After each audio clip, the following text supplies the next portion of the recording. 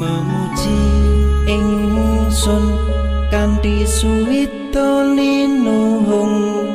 segara ganda arum surep dupa kumelun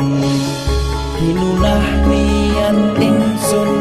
hangidung saka kang luhur titahing sang hyang agung